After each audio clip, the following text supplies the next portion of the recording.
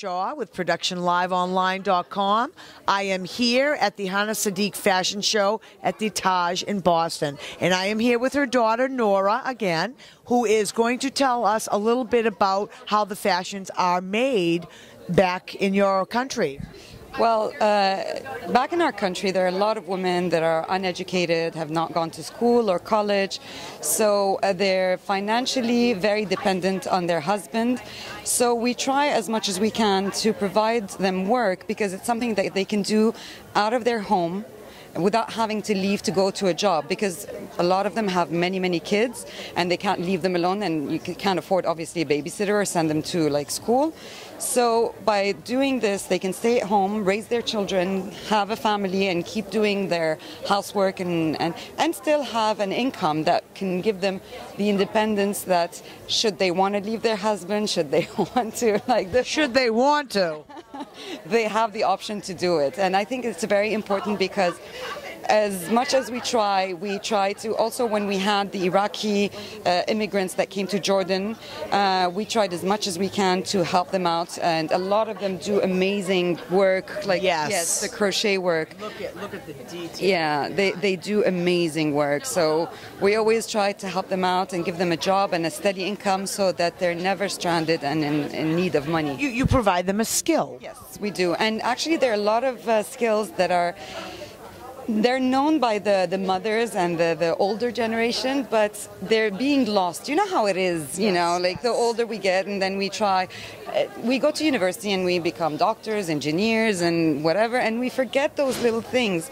So there are a lot of cross stitches or these kinds of works that my mom kept alive. Well, she would take like the older lady who knows how to do it and then have younger girls and sit with her, and so she would teach them how to do it, and then it would be alive again. Right, skills that would be lost if it wasn't for that. Yes. That's amazing. That's wonderful, because if you think of the skill that is lost, that you could not do something like this, it would be a shame for your fashion. Like 50 years from now, you would look at it in a museum and you'd be like, wow, how did they do it? And it's a shame, because whether the Eastern culture or the Western culture, we all have so much to offer.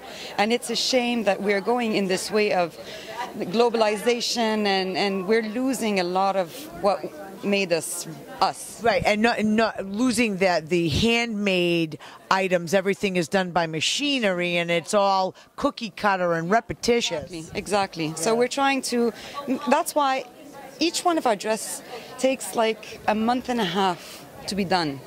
So it's a lot of work. When women come to me and they're like, I need to place an order, I tell her, you need minimum 2 months, because there's a lot of work that goes into it. And I can't do mass production. Every piece is unique. What I wear now, there's no other woman that's going to be wearing it. You won't compromise your integrity as far as the pieces go. Yes, a lot of people tell me you'd make so much more money if you could like mass produce and sell to shops, and I always tell them I'd rather, because the women that come to me, they know that if they buy a piece and they go out, nobody's going to be wearing something like that. They are truly unique. Exactly.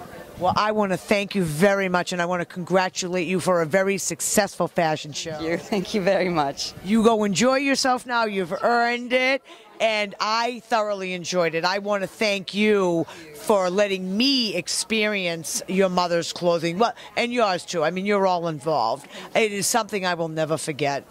Thank you. Thank you, Nora. This is Sandra Jack Shaw with Production Live Online. Thank you.